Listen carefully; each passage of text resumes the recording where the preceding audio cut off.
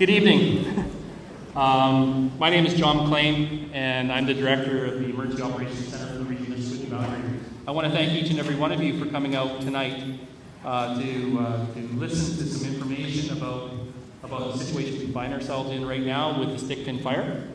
We're going to have our partners with the Ministry of Forests, Wildfire Management Branch, tell you what they're seeing on the ground and explaining a little bit about why we are where we are right now.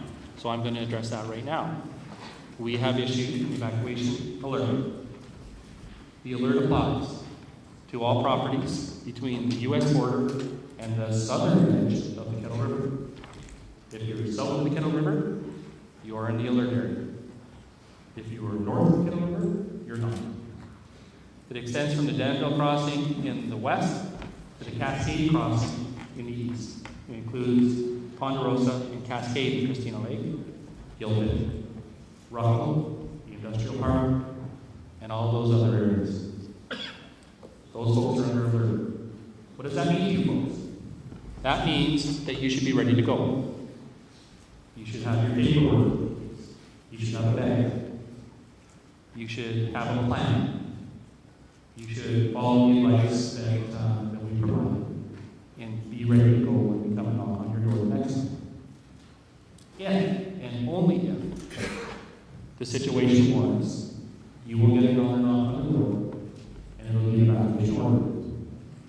At that point, you will leave. We will ask you to go to trailer, to a reception center that we set up there. Many folks are going to ask why we pick trailer. Pretty simple reason. It's the closest place where we might get you a place to sleep. Can't go west.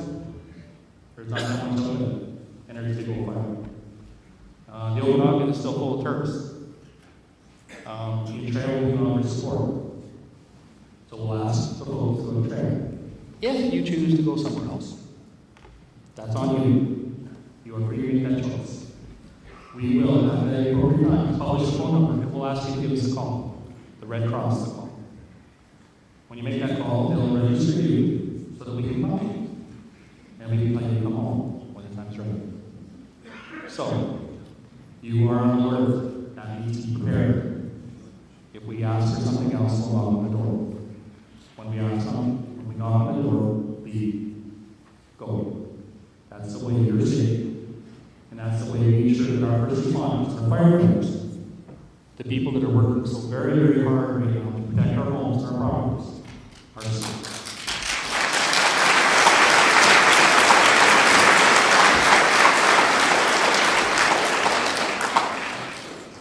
A few other things that we should address. If you have animals, big animals, that don't move all that quickly, maybe you should take the opportunity to move somewhere safe now. If you don't have somewhere safe to move them, give us a call. We'll help. But let's do what we can to be ready. So the alert, and I suppose we'll talk about it more, is about an ember event. Ash. Stuff that blows off the trees and is carried by the wind and falls on the ground. We're not talking about wildfire. We're talking about embers. We're talking about a wind-driven event. Okay? Any questions on that? We'll have a question. The pulse is on. Right at this moment it is fine. If 80% you pain, they're working it just as hard. They know we want you people to drive through. Absolutely. It is fine. I drove through today. Okay, so you're on alert. You're not under order. Be prepared. Okay? Yes, ma'am. We're going to do one more, and then we're going to let the folks talk.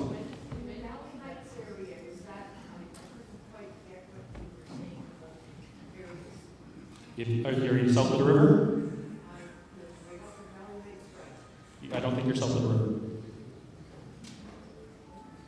Nope.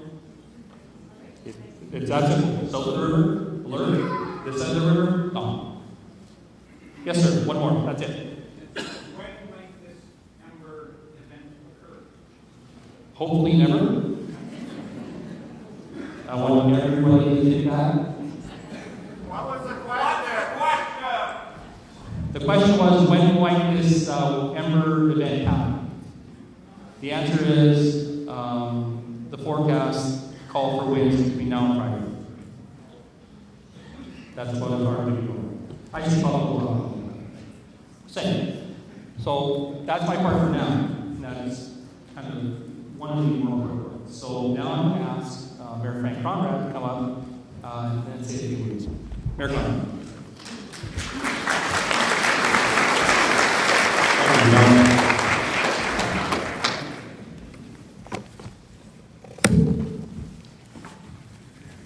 Good evening, everyone, and thank you for coming. I've got a few words I'd like to share with you. I know everybody's anxious to get to the meat and potatoes of this evening, but first and foremost, I'd like everyone in our community to give recognition and thanks to all of those individuals, both on the ground and behind their desks, for the fantastic job they've done so far and will continue to do so.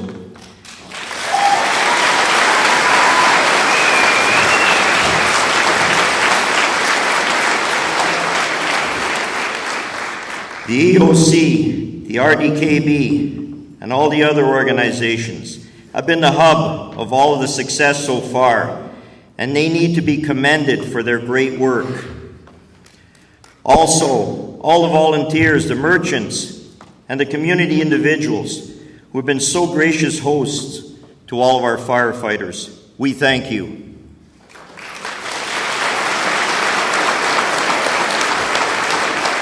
To give you a quick example, and I know they're too numerous to mention, but it's come to my attention that the Gem Theatre last night gave a film clip in tribute and thanks to the firefighters and others.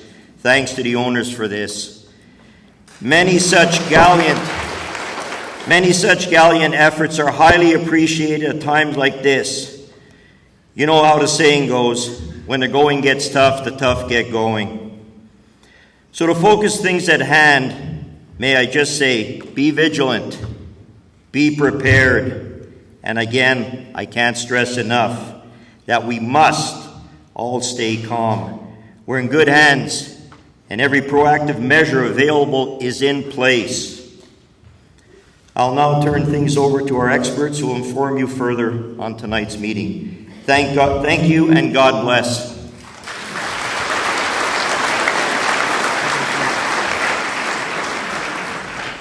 Thank you, sir. Director Rolly Russell.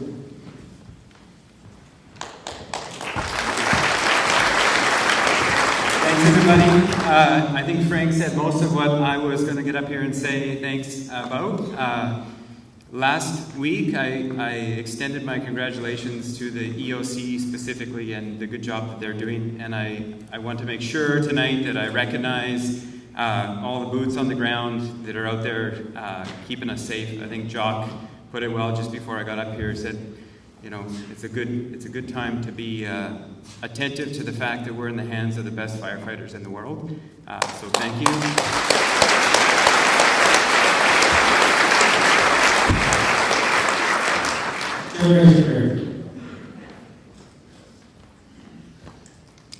Thank you, John. John's wearing his security blanket there, you noticed. I was teasing him about that. Ladies and gentlemen, thank you very much once again for coming out and being part of the information session. It's really, really important. So, just to share with you, I am one of the ones that's on Evacuation Alert. I live at Cascade. The hardest thing I've done in this whole thing is not only to watch the fire out of Rock Creek area, but to put my name to evacuation alerts. And, you know, the emotion on that is really, really tough. So from my standpoint, not only thank you to everyone, which everybody's already done, and I ditto that tenfold, and you'll see that on my Facebook page, but also to tell you the best sound I'm ever going to hear is the airplanes when they hit the air. So when they hit the air, put your hands together, because that's what we need. Thank you for being here. Thank you, Director. I'd like to ask Alan Ware to come up and give you a brief update on what's going on here in the Valley Zone.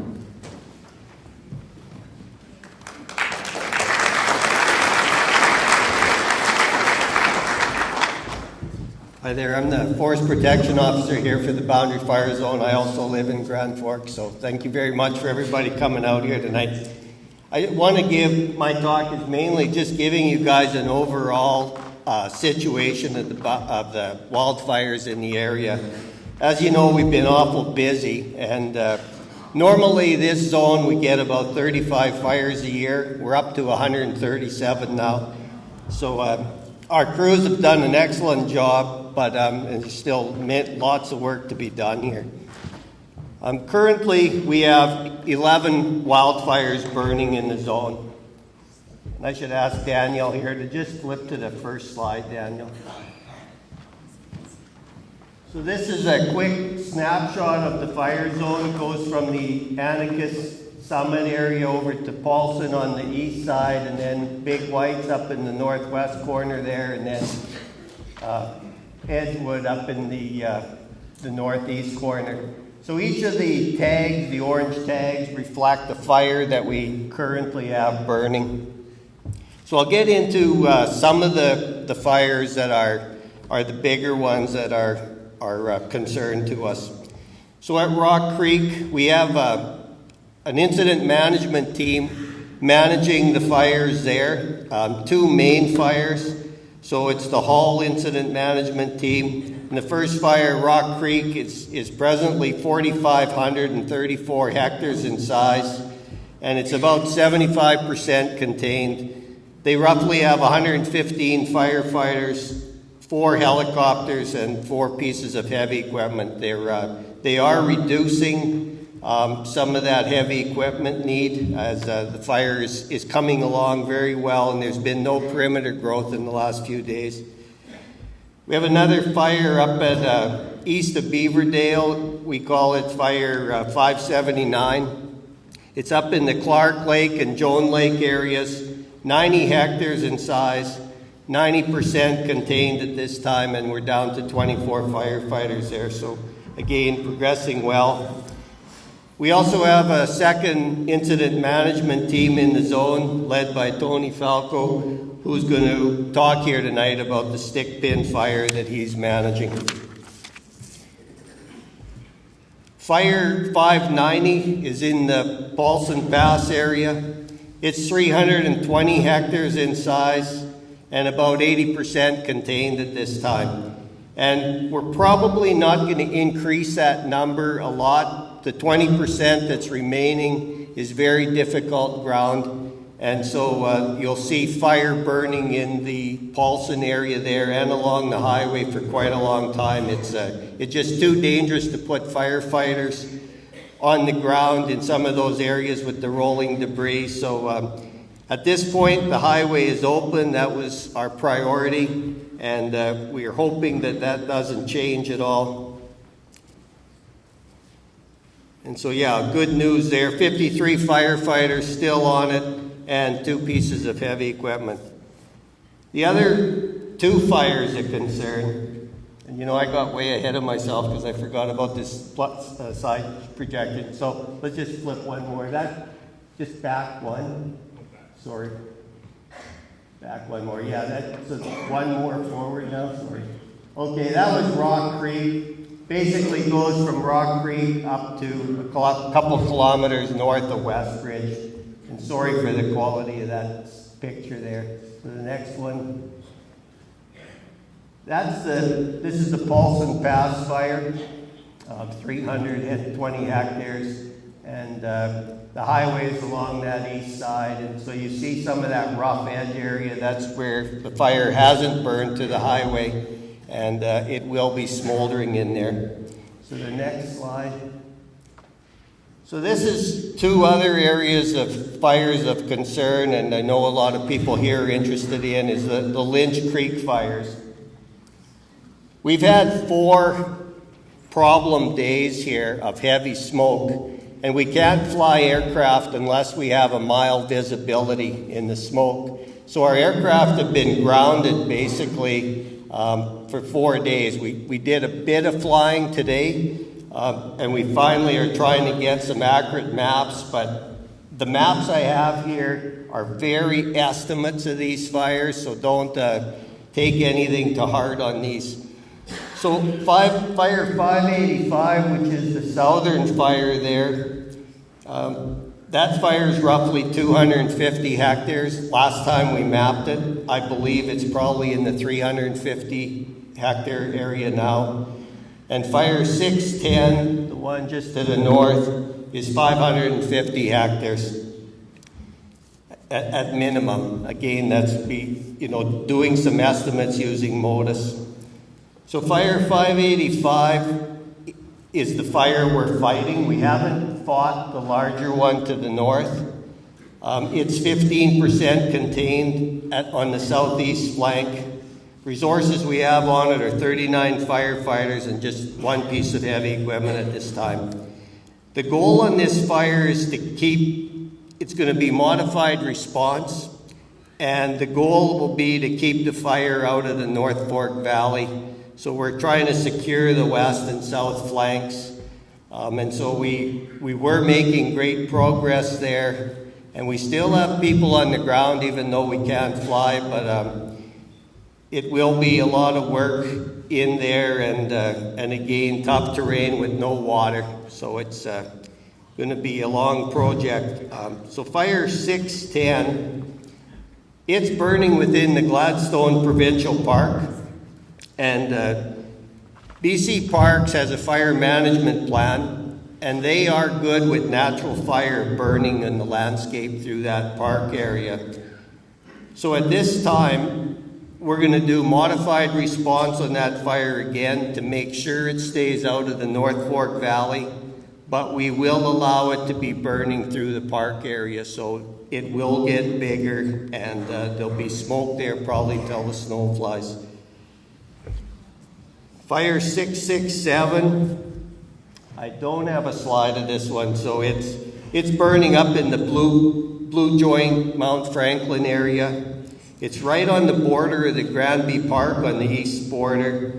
It's roughly 250 hectares, burning in the top of Mountain Ridge there, really not doing any damage to forest resources or anything else at this point. So again, we're going to go with just modified response on that fire, and no action is planned at this time unless it starts impacting forest resources later.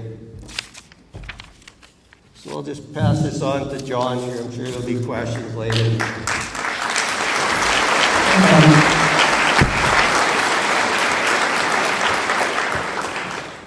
Folks, we'd like to bring up IC Thom.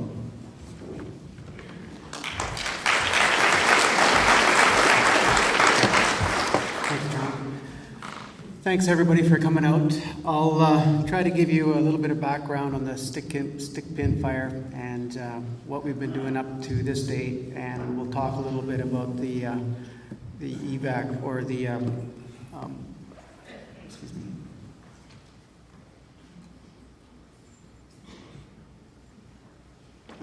I think we're ready to go. Oh, you're gonna have to click. Okay. All right. Thanks. Okay, now we're good to go now. So anyways, I'll start out with a little bit of situational awareness for everybody with a bit of background and briefing on the current activities on the stick pin fire. So this fire isn't the only fire that's in the area. The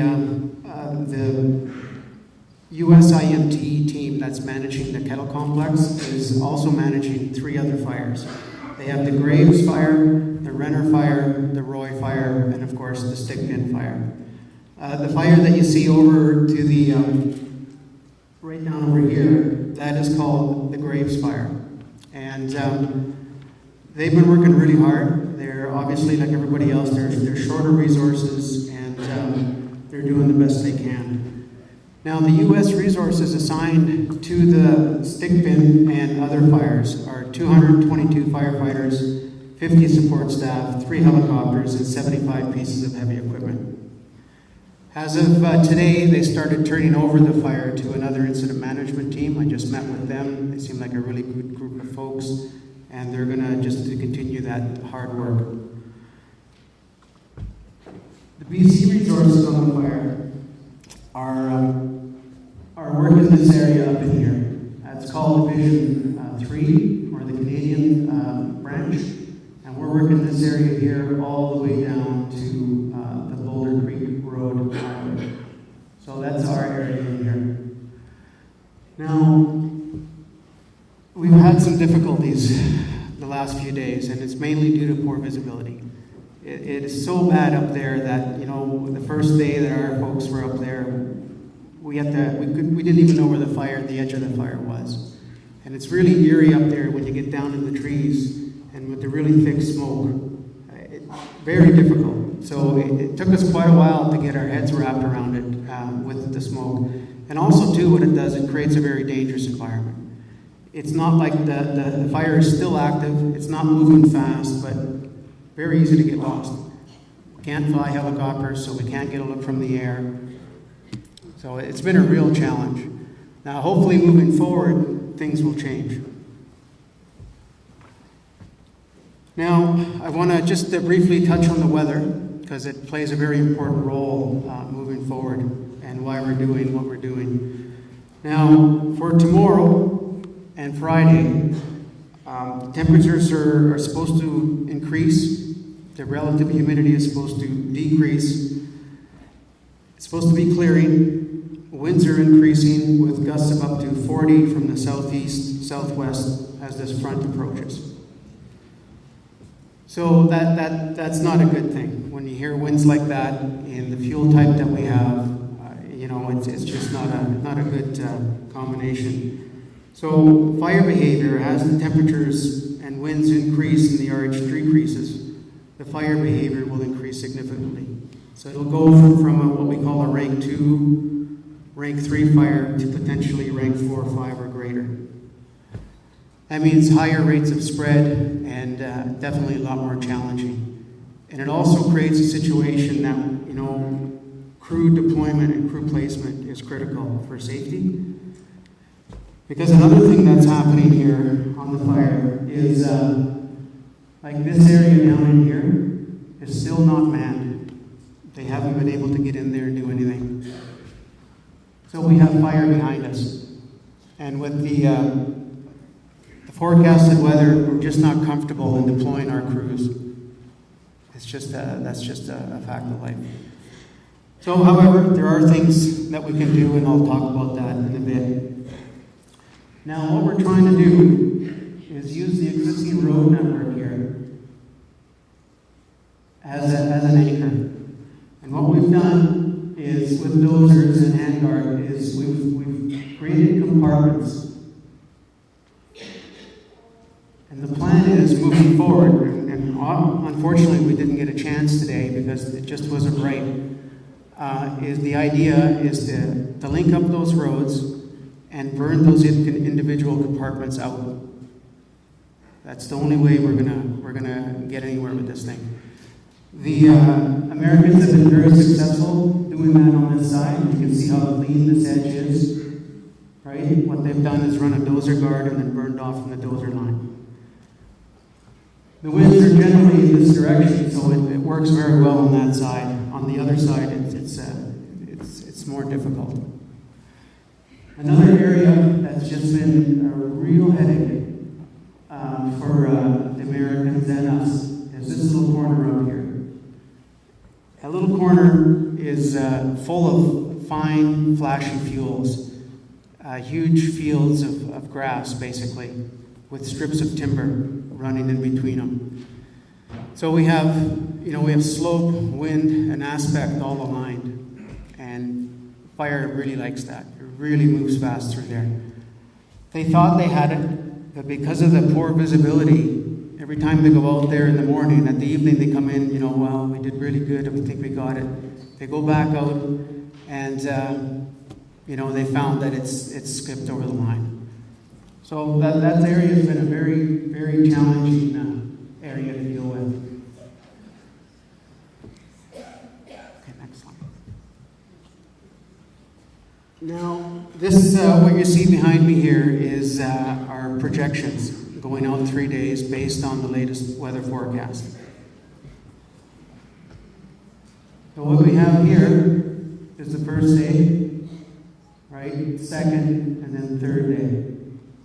Now you can see what I was talking about the flashy fuels and the grassy fuels right in here.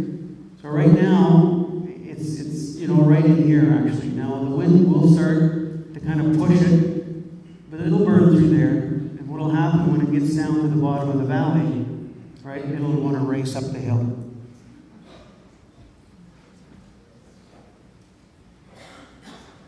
This here is the old Togo fire, and you can see how the fire, doesn't want to go through there. Now, having said that, I'll take questions after. Where is the top of Galena Mountain that brings you from town? Right here. My next slide will show that a little bit better. Now, you can see that, the Togo fire is helping a lot. The fire's not burning like it is in the other areas. However, there is still fire in there. We still have to deal with that. Next slide. Now, this is a picture of the entire scene. Of course, obviously, this being the border. Now, like John said, what we're concerned about is the spotting potential. Fire driven by wind, upslope, will throw sparks up into the air. They'll carry off aloft and then drop. Most often they go out. However, some of the larger pine cones, right, will get lifted into the air and potentially drop down. The fuels in the valley bottom are extremely receptive to fire. The grass is brown. You throw a little bit of wind in there, it could cause us some grief. It is something to be concerned about for sure. The yellow area is the alert area. And that is simply, what we think could happen is that, a spark could come down in here, right, ignite those fine fuels with a little bit of wind. It'll be more fire on the landscape for sure. So that's why we've recommended an alert. Now, with these flashy fuels, things can change very quickly with a little bit of wind. Now, this is a worst case scenario. I want to stress this, but we have to be safe. And when everything's pointing in this direction, we don't really have any choice. Now, just go to the next slide.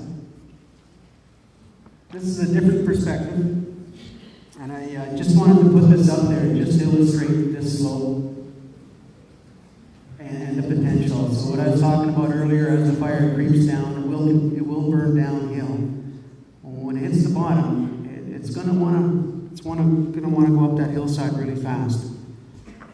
So the grass will burn up, it'll hit the timber, right? And just slop over the top. Like John said, it's not a wall of fire that we're concerned about. It's the ember fallout. So embers landing down in here could cause an issue for sure.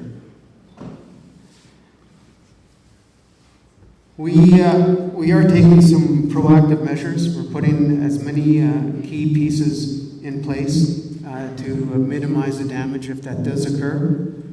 Currently, BC Resources on our branch, we have 48 firefighters, 3 officers, 4 pieces of heavy equipment, an incident management team, and we have quite a fleet of helicopters and air tankers on standby at our disposal to use if we need them. Now, we've also, and they're not here, the structure protection folks. They're out there right now setting up sprinklers and doing what they can. Fire department's out there.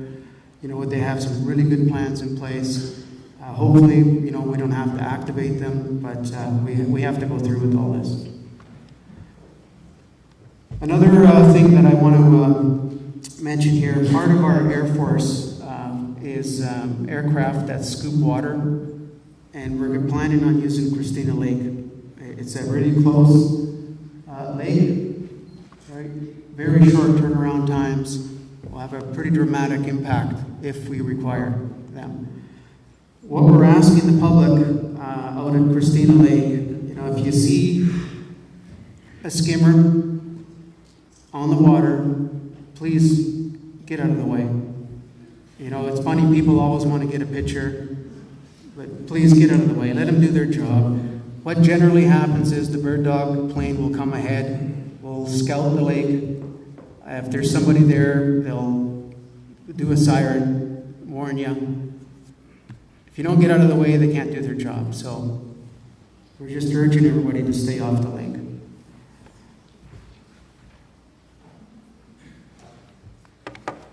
I want to, just before I take some questions, I want to also extend our thanks to the community, and the firefighters. The support that everybody has shown has been incredible. And for the firefighters on the ground, it really means a lot. Those guys have been working in some pretty extreme conditions, and they really appreciate the support they've been getting.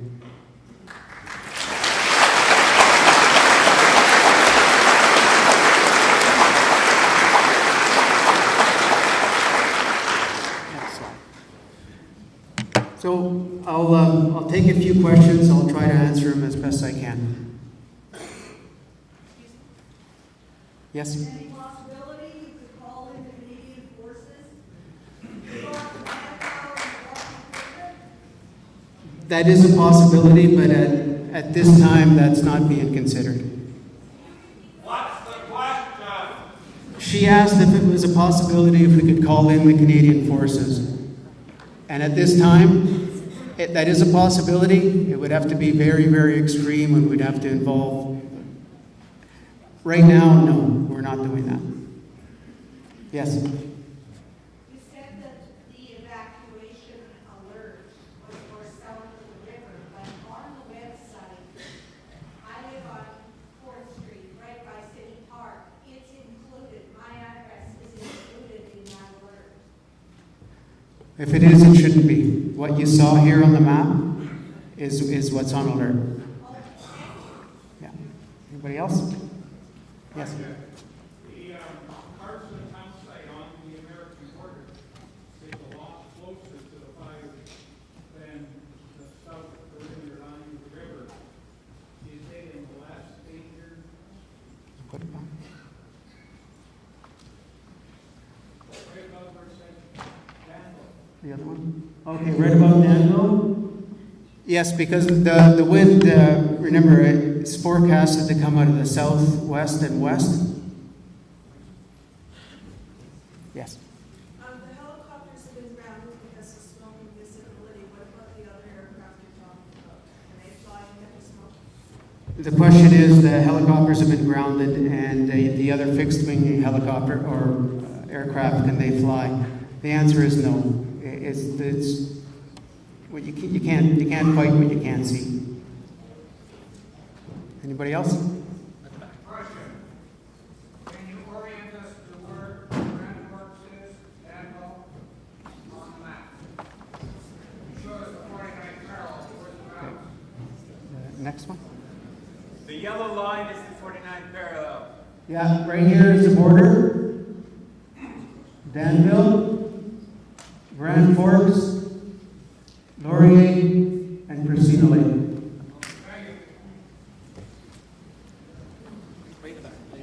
Way in the back. What number do we call if we have to evacuate for our livestock? I have a horse. That's not a question. On evacuation alert right now, and I don't have a horse there. Who do we call in order to get help, get the horse out? All right, I'll turn that over to John. Thank you.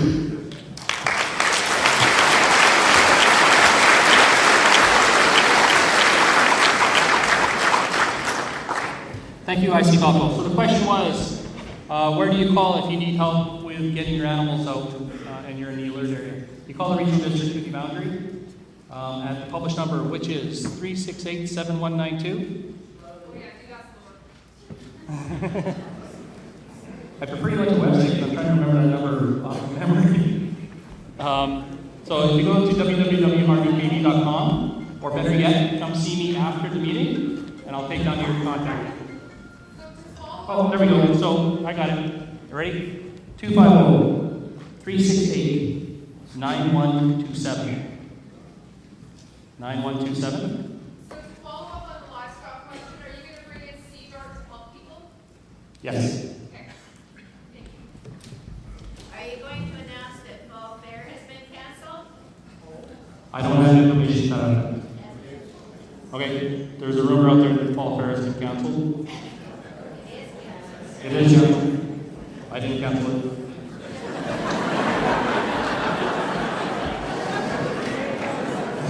That being said, I gotta be really honest. I think it's a good idea. Okay, question now.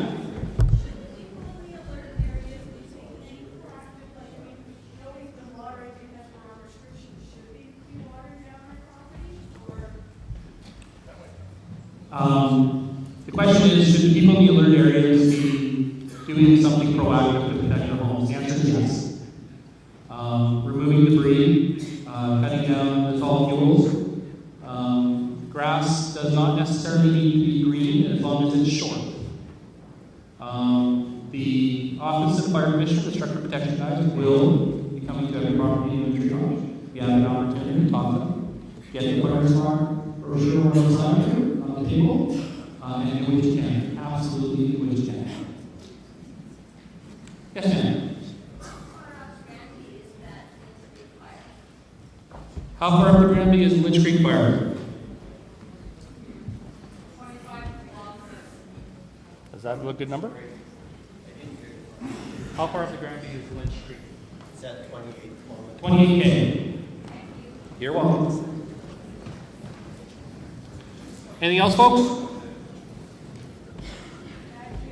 What's the plan for Interfor if there's fire around there? Interfor will have a plan for their own resources.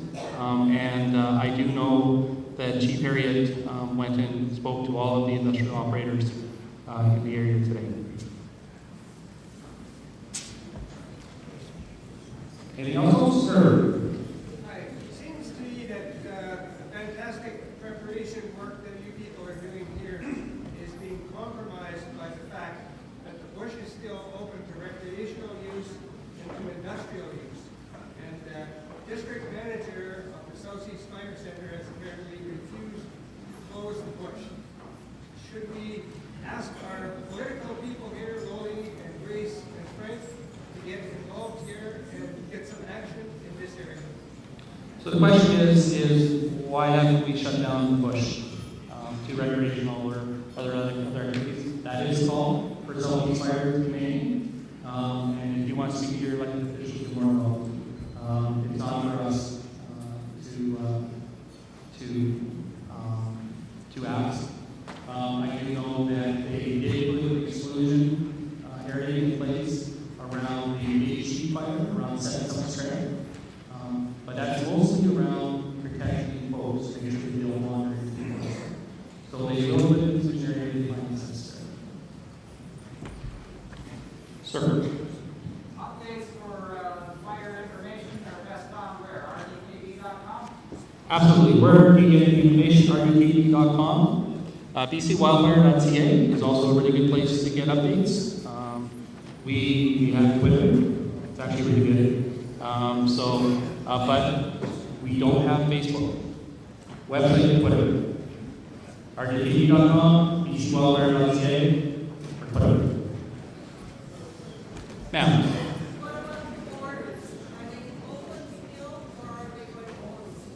they are open at this point. No problem. So the question was, are doors open? Yes, sir. Just a suggestion, if I could, I've been looking at the website on a regular basis throughout the day. One of the pieces of information that I don't think is being accurately put out is just exactly where the fire is. It keeps coming out saying it's 5 kilometers, 5 kilometers, whereas at the last meeting we were told it's 4.5. So, based on that picture over the next few days, I think that the information should be provided regularly so we have a better idea. Okay, so the suggestion was that the website should reflect the accurate size of the fire as much as humanly possible. So you remember that sound that's up in there? That's what sound do. They can't fly. That's how they measure. They fly over, they GPS it, they put that on a map. Then I can almost guarantee you that IC Falco very, very much wants a helicopter to go fly over and tell them where the mountains are, because they don't know where to put his troops. So that is, I can speak freely on his behalf. I'm sure that's a top priority of his. Yes? What are you predicting for the air quality? This is kind of a double-edged sword. So this wind is going to come in. It will help clear it out a little bit. It's still going to smoke up, but it's going to get moving. But at the same time, it's what's going to cause us some stress. So it's going to stay smoking for a while. So the question was, what's the air quality going to do? I think it's going to stay all the same. Are there plans for making clean air spaces for children to play, or people who need to go to a clean air space if their home isn't clean air space? So the question is, are there plans to develop clean air spaces? At this point, no. I can go to the back and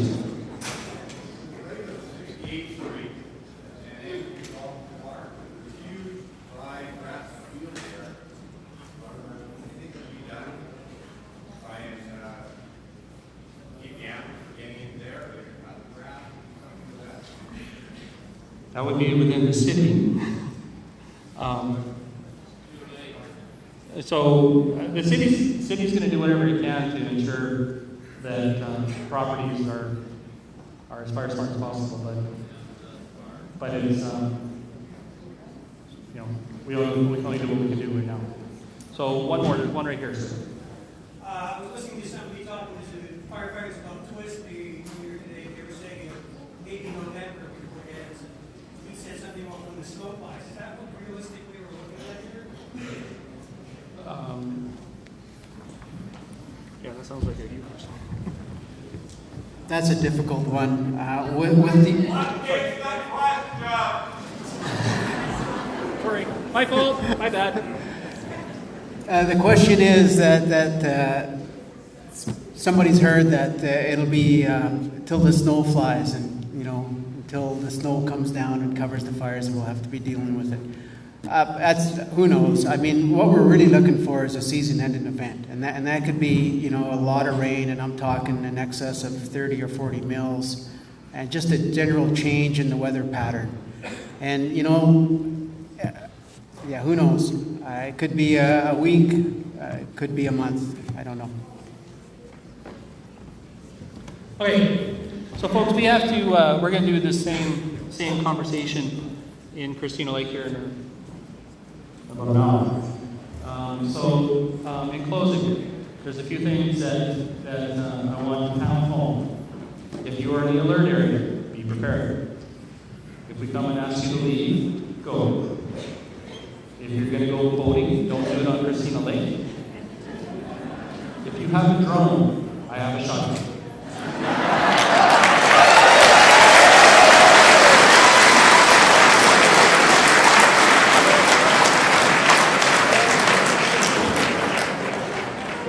I've been thinking about that all day.